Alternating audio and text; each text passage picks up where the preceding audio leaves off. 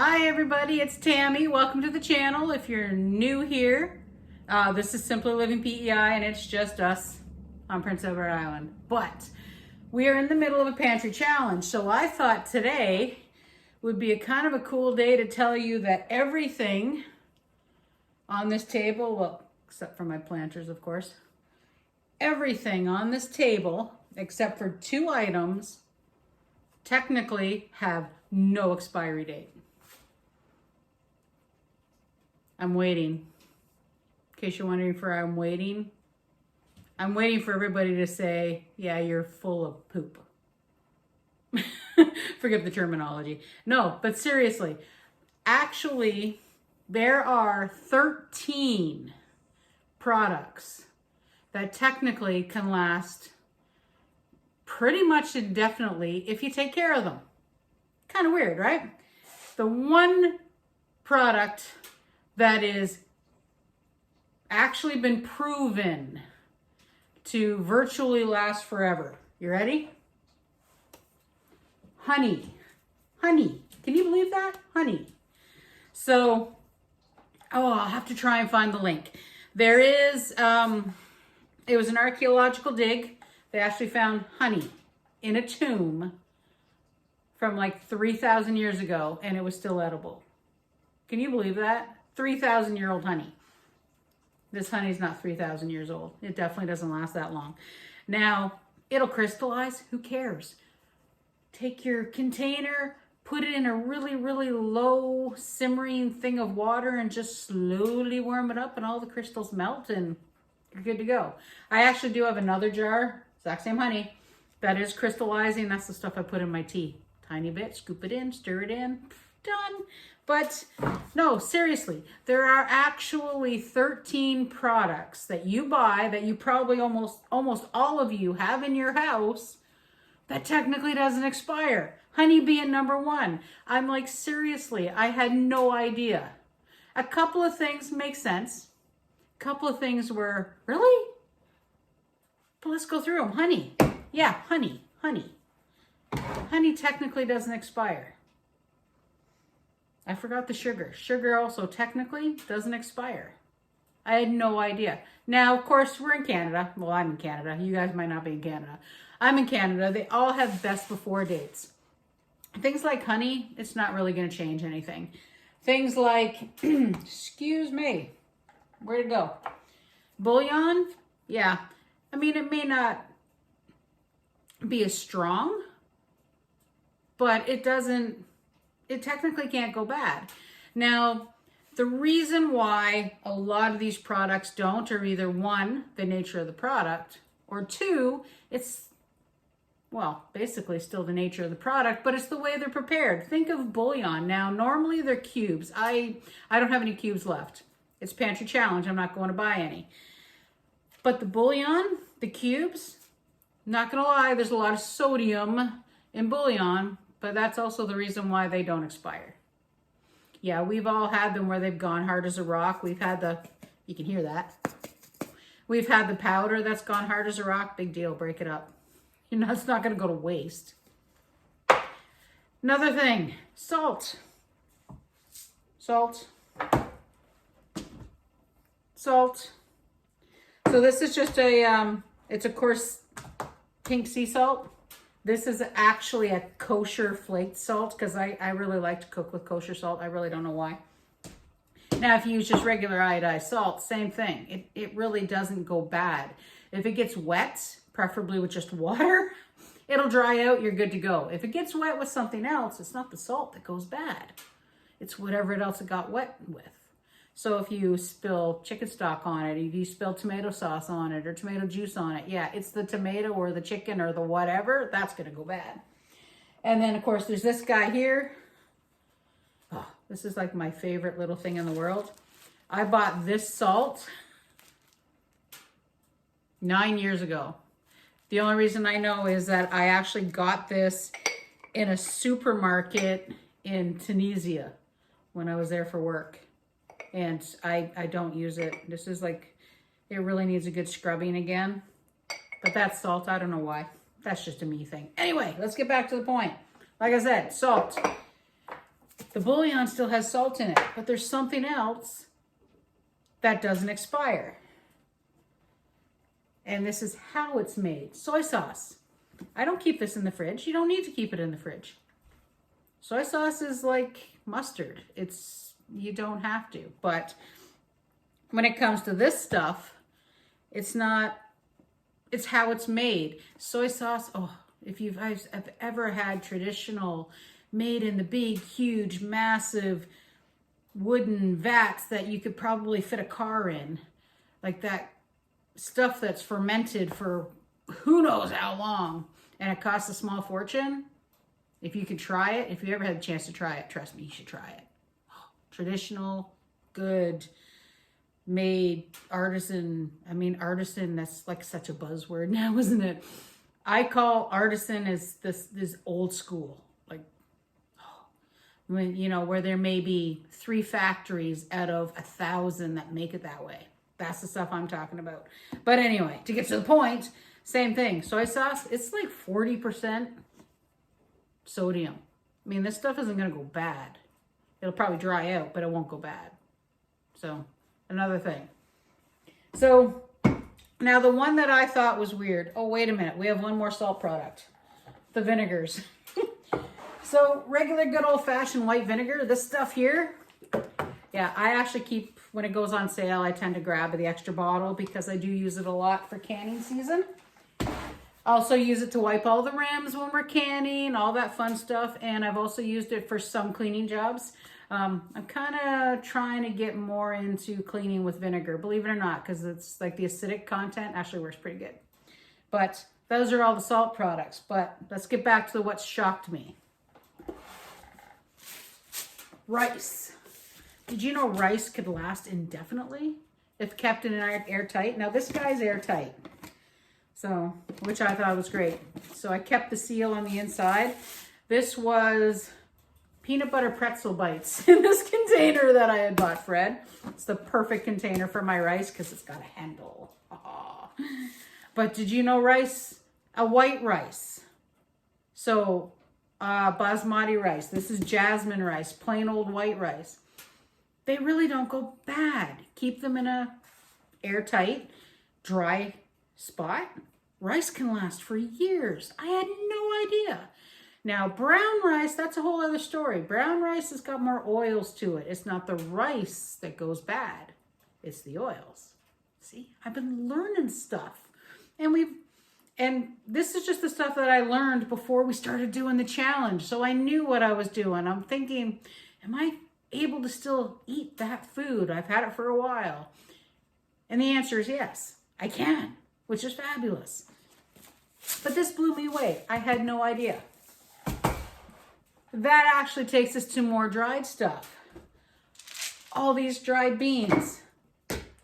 Nice airtight. Ugh, I tightened that up too tight.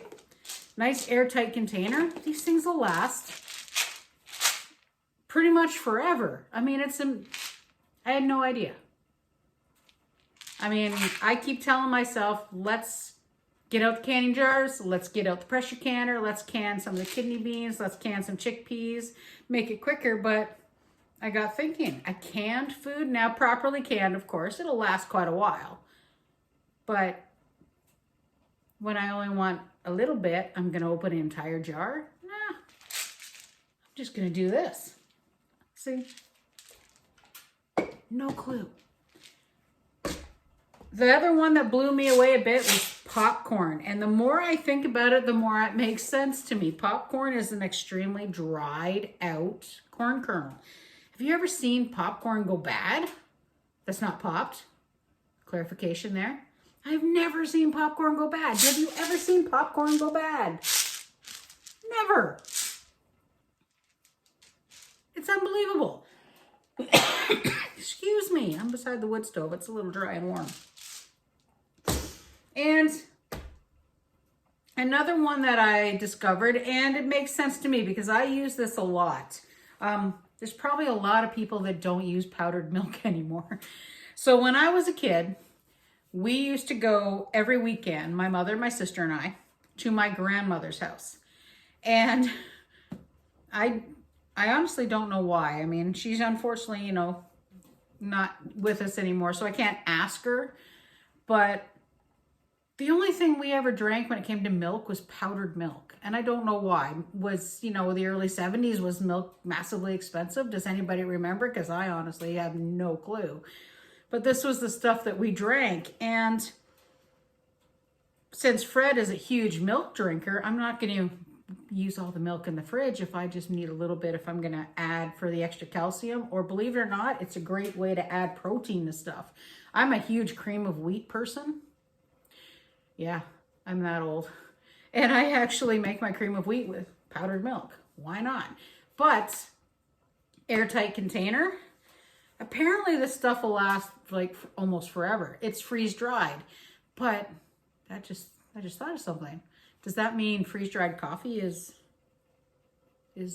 shelf stable for a long time? Might have to think about that. I could possibly add 14. If coffee's good. Is coffee a food? Not really. But anyway. Yeah, I know coffee's not a food.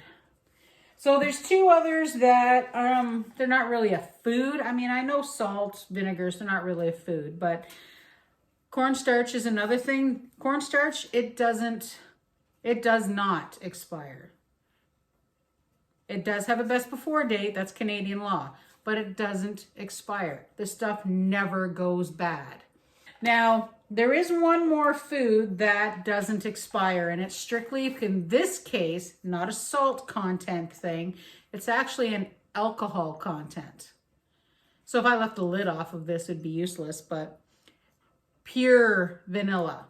Now, pure vanilla is usually at least 40% alcohol. So if you've been cooking and baking using pure vanilla and you don't drink, I should warn you, it's got alcohol in it. But most alcohol, it basically, you know, what's that word I'm thinking of? Evaporates. So to be honest, it's really not a big deal. And you're not putting so much in there to cause a problem. But pure vanilla can, in actuality, last indefinitely as long as you keep it sealed nice and tight. This one, oh, I have to crack it really hard. This one is actually made at a distillery here on the island, and it's got a fabulous vanilla scent and a fabulous vanilla flavor, but you can smell the alcohol. This one, I actually got rid of the other label.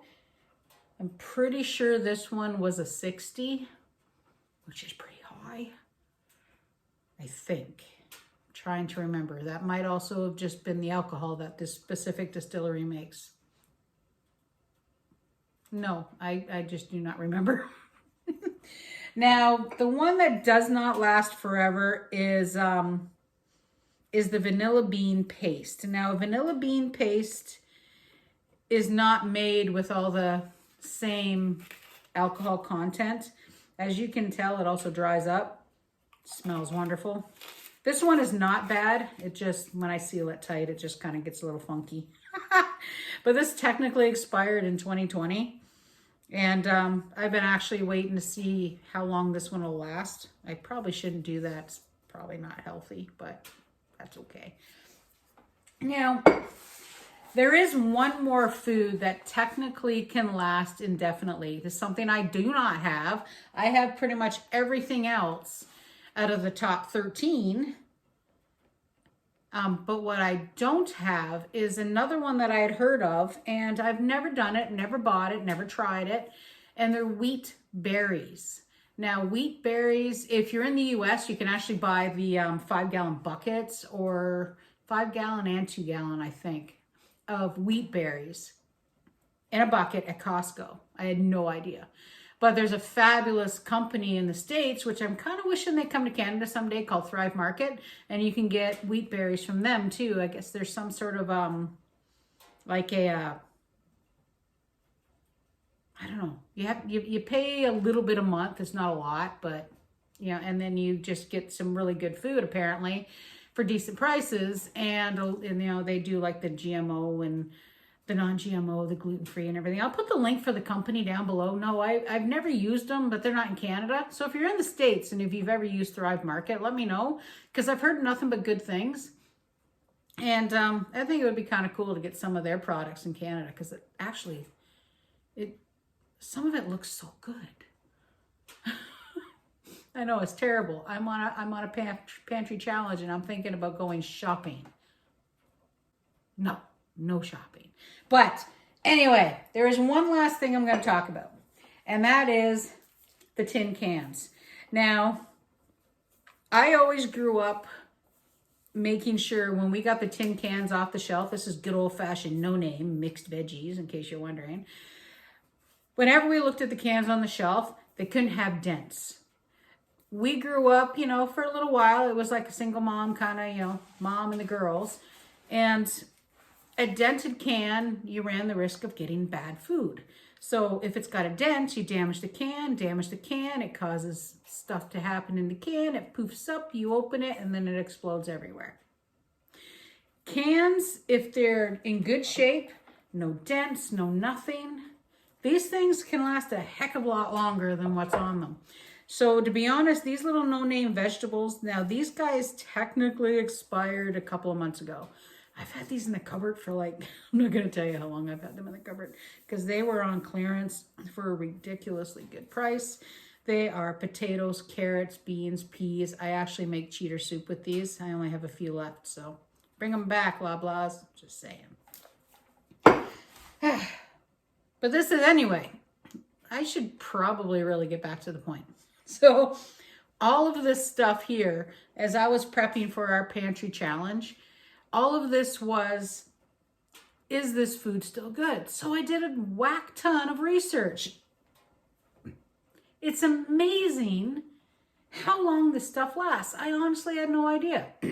So last week, we've been dealing a lot with the freezer meals and things during this pantry challenge, because I kind of need to tidy it up.